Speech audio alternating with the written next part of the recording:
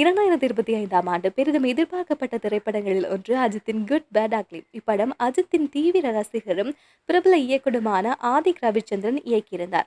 ரசிகர்கள் மத்தியில் அமோக வரவேற்பை பெற்ற இப்படம் மாபெரும் அளவில் வெற்றியடைந்தது.